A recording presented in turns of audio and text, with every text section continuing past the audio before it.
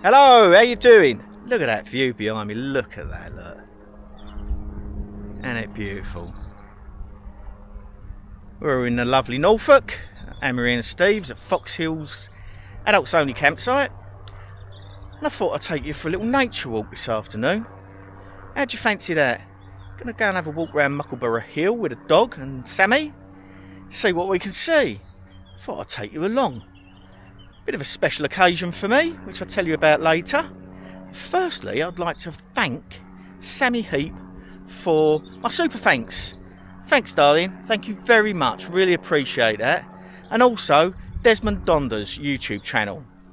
Top people, David and Lindsay. Really nice channel. They're mooching around little wild camping spots in Scotland. Really nice people. Have a look at them. Pop over and see them. They just sent me a sticker. We did a sticker swap. So we shared each other's stickers. Isn't that nice? Anyway, let's go and get sorted, get changed, and take you for a lovely walk in the countryside. See you in a bit.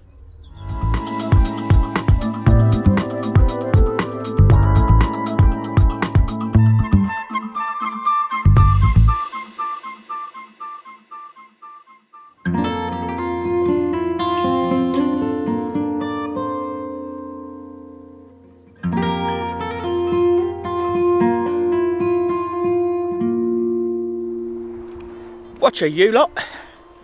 How you doing? So today, it's a bit of a special day. Quite happy today. We come out for a lovely walk over Muckleborough Hill. It's right next to the campsite we're staying on. We've been over here a few times, quite a few times actually. And it's a triple SI site. And it's got some beautiful nature over here, plants and trees and stuff like that. And thought I'd bring you over here for a wander. Today, I've hit 2,000 subscriptions on my YouTube channel.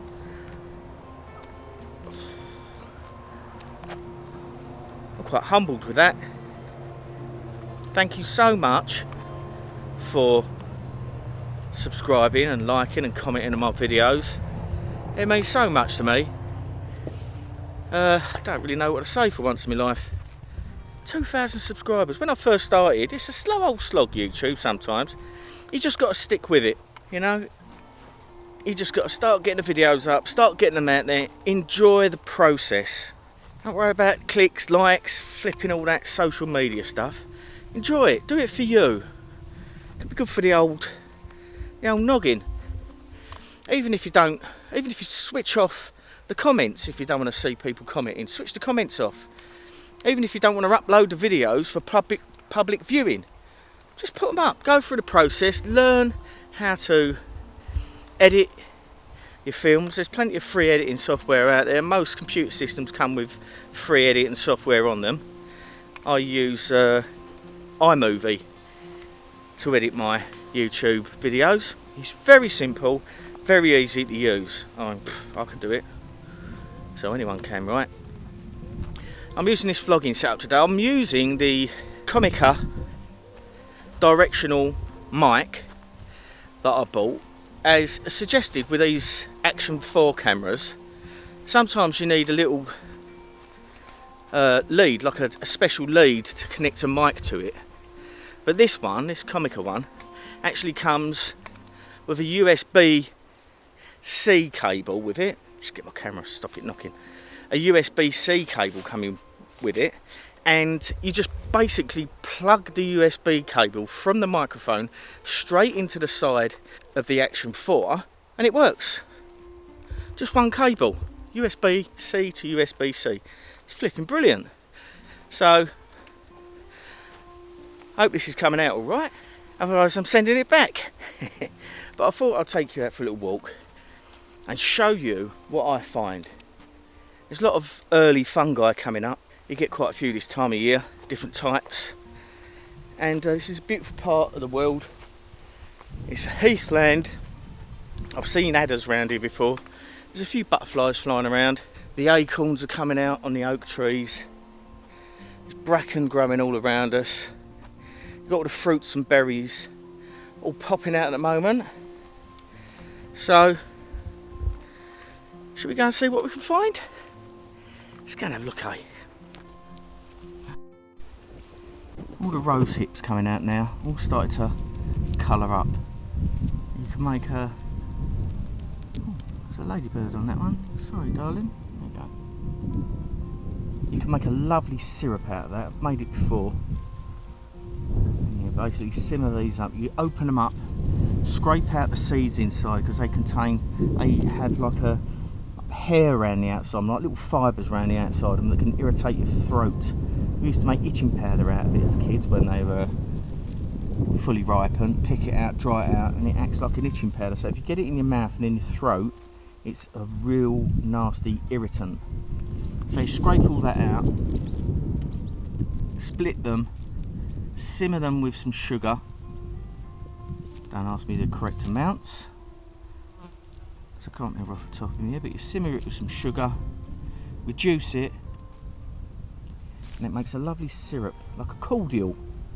Really nice, really high in vitamin C, so if you need a vitamin C boost, that's really nice. And this is a dog rose. Beautiful scented flowers they have on them. It's going to be fine. So this time of the year, we've got the blackberries on the bramble bushes. So you could add that to your cordial you make. Also got a nice bit of vitamin C in them. They're delicious. Really nice. For these you can make a tea with the very tips of the bramble bush and the really end tips of each shoot. Use them for your tea as well, but they also, if you just nibble on them, they taste like coconut. They're quite nice. And also, back in the day, they used to immerse the limbs of the bramble. I think they still do it actually. Immerse the limbs of the bramble in big vats of vinegar. This tempers the brambles and allows you to break off the thorns, and you can make a rope or a wire with them. I don't know if you can hear that in the background. I've just got some shots of this. Look at this. I don't know if you can see that. I'll see if I can zoom in. I think this is called an osprey. And it's like an aircraft.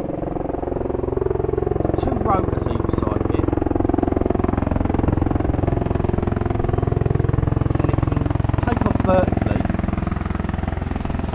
And as it moves forward, those two rotors point in a forward direction. It ends up like a plane. Look at that. It's unreal. What a piece of engineering. It's just landing and taking off over there on the military collection. It's incredible. Anyway, enough of that technology. What else do we find? We've got a beautiful crabapple tree. Look at that. Beautiful crabapple tree. This is one of our native crabapple tree.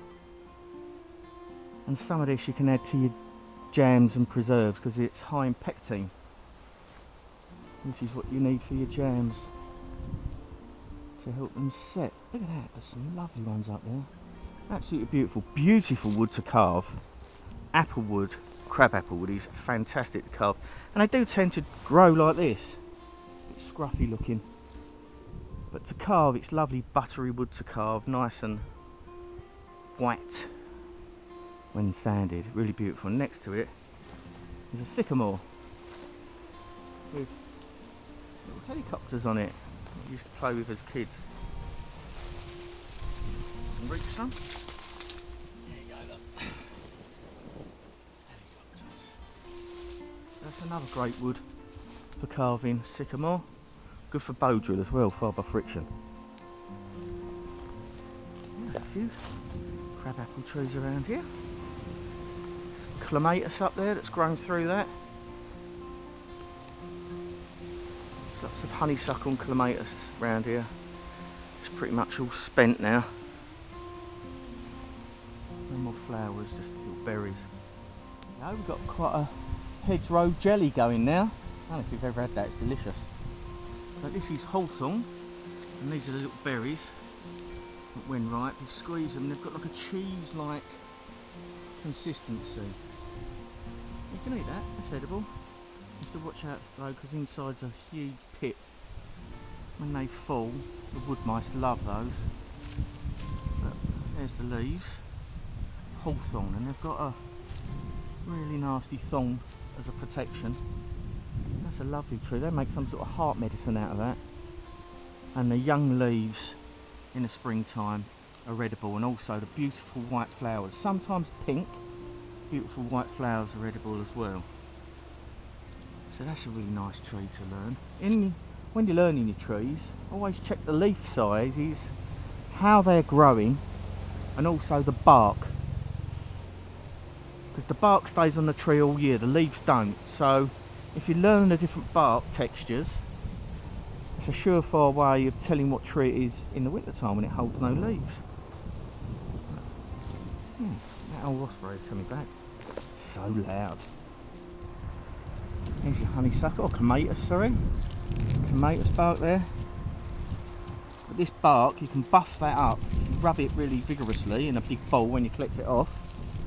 That makes a great tinder bundle for natural firelighting when they're out in the wilderness. You have to be a bit careful, be a bit wary. Don't just go collecting it like mad, because dormice use this predominantly for their nests. So don't collect too much of it. Never take too much from the wild when you're foraging. Just take just enough for your needs. There we go, there's the leaves. Beautiful. And here we've got sloes. You make your sloe gin. They're not completely ready yet, sweet, but they're soft enough to bite into. They're about the consistency of plum at the moment. There you go, look. And they are super sour. They will dry your mouth out. It's always quite good fun for someone to have their first sloe berry, because they think it's going to be sweet, but it's really, really dry. Now you collect these when they're fully ripened. You can make sloe gin out of them. I put mine in the freezer because you're supposed to collect them after a first frost. So I put mine in the freezer to simulate a frost, and that allows the moisture to swell up and split the fruit. And you put them in a jar or a bottle, add your sugar to taste, and then pour your gin on top of that, and then leave it until the gin takes up the purple coloration of the skin of the berry. They're amazing, absolutely. Well, they're sour as you like. Also on here, this is the sloe bush, is known as a blackthorn. So you'll also find nice big thorns on there you can use for little toothpicks and skewers. So yeah, it's another nice plant. And it's elder. Wildfire. Elder. And these are edible. Quite sweet, quite tart. And these also make a fantastic cordial and a cough syrup. Brilliant for the flu. There's the leaves. They've got quite a distinctive corky smell, and you can make straws if you can poke the pith out of the young branches. It's quite a corky tree, no good for burns really too fast. You can make a hand drill set for friction firelighting out of it, and you can make elderflower fritters and elderflower champagne out of the flowers earlier on in the year. Very pretty. Really nice, that. And another tree steeped in mythology, silver birch. This is betula downy birch, and we've got betula pendula, which is the pendulous birch. But the bark on this you can peel off in little sheets. Never take a knife to a tree. If you see that peels off, and this contains an oil. So along with a fire still or a ferro rod, that will enable you to get a fire even when wet. So the little twigs on here, these little twigs, if they do this, ow, snapped. This is the only tinder we really have, or the kindling we have, that you could dump in a lake, get out, rub on your trousers, leave in the sun for 2 minutes, and that will light, even if soaking wet. So with a ferro rod, ferrocium rod, which is one of them fire steel sparky stick things, and you find one of these, Native American Indians used to call it the tree of life, and we call it the lady of the woods over here in our mythology. And you can also scrape off the back of the bark and eat that because it contains sugars. You can tap it in early spring to get a drink out, which is like an isotonic drink full of sugars, and also the leaves are full of saponins. If you rub them together in your hands, it forms a froth that can cut through grease, so good for cleaning your pots and pans in your hands in the wilderness. Really important tree to us bushcrafters, and also to carve it's a dream. So this is one of our favourite trees, absolutely beautiful. You always see a friend when you see one of these. And I used to get my kids years and years ago when I was teaching bushcraft. We used to go to the woods and they used to peel off all that outer bark for me and put it in bags, and I used to use that for my lessons. But yeah, silver birch. Yeah, what a beautiful day. Absolutely stunning. So, the bark, when I get to a nice size, birch, I get this corky base, and then the peely bark is further up. And some people, they can't recognise it because they just see the base, but you've got to look up. Look at that view. I do looking up through trees into summertime. All those leaves, every single one of those leaves capturing light, keeping that tree going, producing sugars. Absolutely beautiful. What have we got here? We've got oak. Native oaks, you get a peduncular oak and you get a sessile oak. That's a buzzard. So that's a peduncular oak. Look at that tree. What a beautiful tree. Listen to that for a second.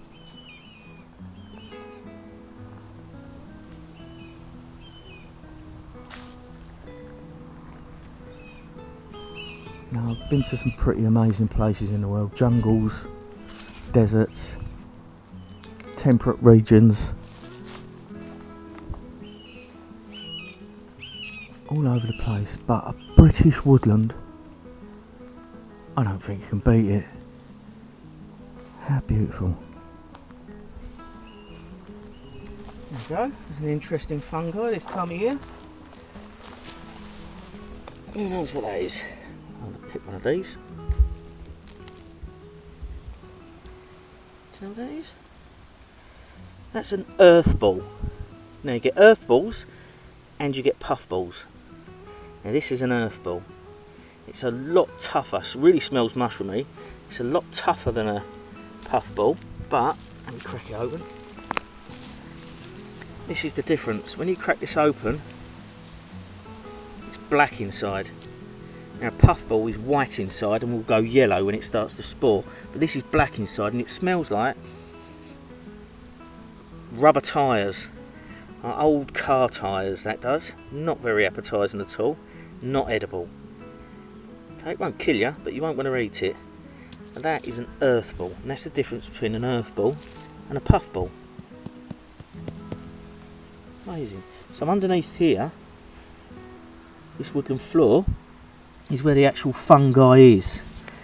And a mushroom is a fruiting body of a fungi. All the mycelium and the hyphae will be all underneath, and that's their little rootlets and fibres that grow underneath here.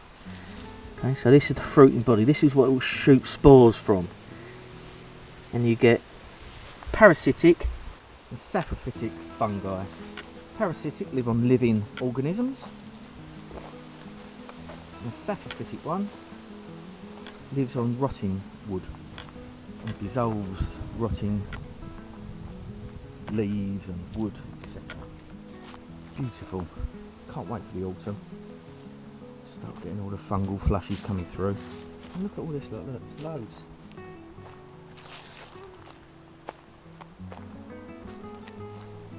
Honeysuckle. And then here, and a little red berries that come from the flowers on honeysuckle.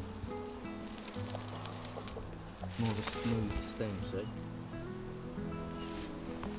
And amongst here we've got the blackberries, the bracken.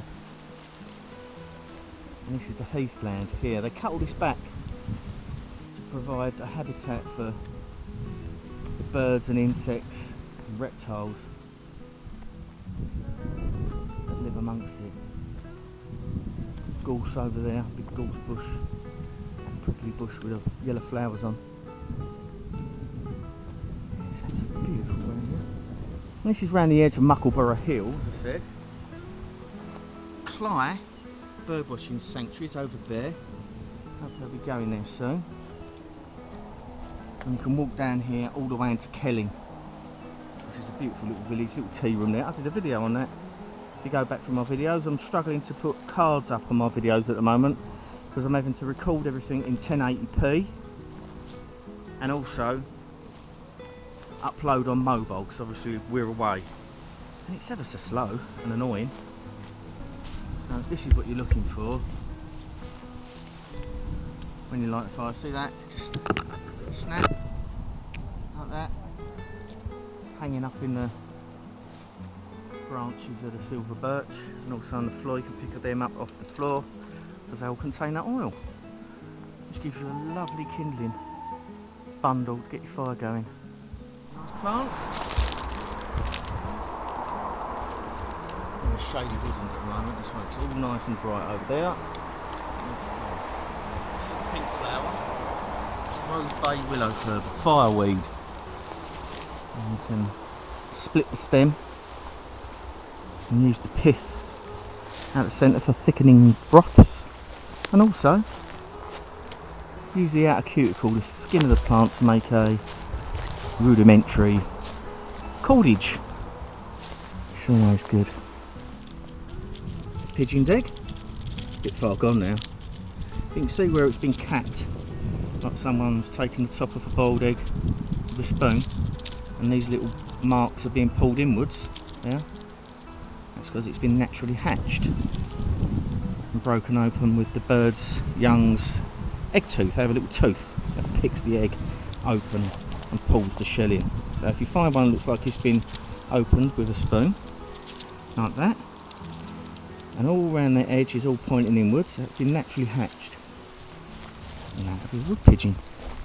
Small white egg about that big. This is wood sage, member of the mint family. All mint family plants have got square stems, and this one's wood sage. It's a horribly bitter plant. Tastes ridiculously nasty. It's not poisonous, but it tastes nice. Right, some of the mint family, obviously. Then we have foxglove. Look at that. What a beautiful flower. Quite poisonous. And they make a heart medicine out of that as well. Oxalis. Beautiful plant. Beautiful flower. Here's another fungi, look. It's a russula. All these white gill, brittle gilled fungi, like this. That's a russula. And they're usually tree specific, species of tree specific, so you get different types grow with different trees. But the old squirrels like them. This particular one is edible. It's very peppery, so you have to simmer it a couple of times. And if you look in some fungi books, you'll see it will tell you that it's not. It can have a skull and crossbones next to it. This is why you never have one fungi book. Always cross-reference across a few different fungi books. And if you don't know what you're looking at, don't eat it. Our deadliest fungi in the whole wide world lives in the UK, the death cap. I think it's Amanita phalloides, I think that's called. So that will destroy an angel. So, just met a couple walking around here, looking a bit lost. I said, "You alright, mate?" He went, "No, we can't get out of the woods." "How'd you get out?" I went, "Down there." He went, "Oh, flipping hell. Parked in the cul-de-sac." I went, "It's over there, mate." He was walking this way. He said, "I'm a blooming local as well." I went, "You're not doing very well, are you?" So I pointed him in the right direction. And bits off. This carpet of plants here, that's ground ivy. Okay. You can make a tea out of that. Very bitter plant. Bitterness is a taste, a flavour that we've given up a long time ago. It's not very nice, but it's ever so good for your digestion, for your stomach. And they used to clarify, before hops, they used to use this to clarify beer. Ground ivy. There's a little sort of purpley blue flower on it. And it carpets the ground. Look at that. Stunning. Just seen a muntjac too. There's loads of muntjac in here. And that's the small introduced Indian deer. And they get everywhere. They like to graze on the side of roads, which is their downfall really, because they end up run over. Yeah. Interesting little walk. Talking about gorse, pointed plant, and then this one is a labyrinth spider.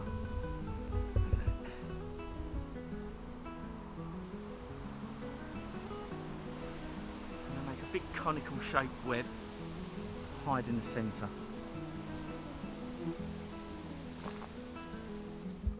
There you go. That'll all turn into old man's beard. And the grey fluffy looking seed heads.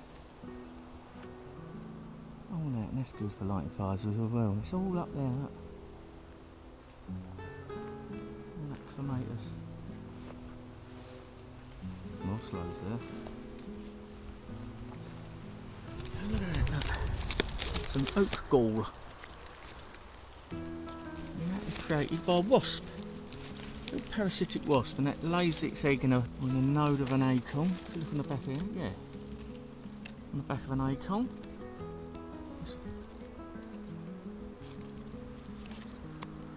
And it mutates, creates an enzyme which mutates the acorn. And that's what protects the growing wasp larva. Now the egg's in there, or the larva's in there, whichever one's at that stage in life. It's amazing. You get there's a nice book on plant galls. A lovely day. Got the sun behind me, I'll hold you over here. There's loads out. Beautiful time of the year. So you've got the honeysuckle and the clematis. Honeysuckle has the berries, and the clematis has those old man's beardy sort of seed heads that you can light. Sammy's collecting blackberries. I'm going to make some blackberry vodka.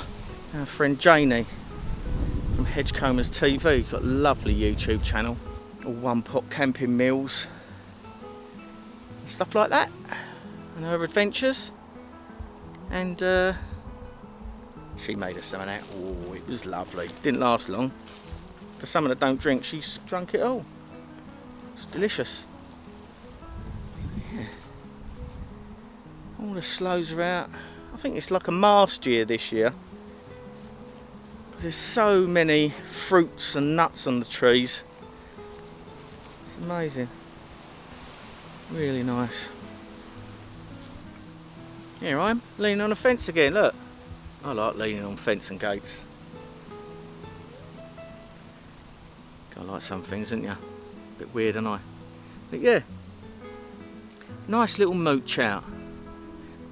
So I think I'll leave this here. You enjoy yourselves in life. Take care, stay safe and stay sane. And again, thank you so much for watching my videos and subscribing to my channel. And I keep on about it, but I'm really humbled by it. And I love all your comments and the fact that you watch my videos and join me on my ventures out with Sammy and Raven.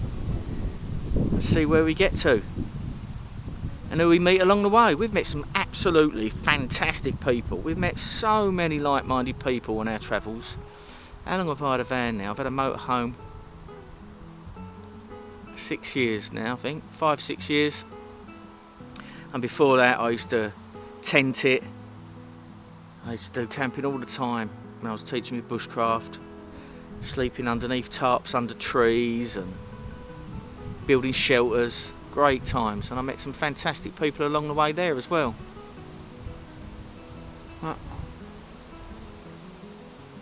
there you go. Catch you later. Bye.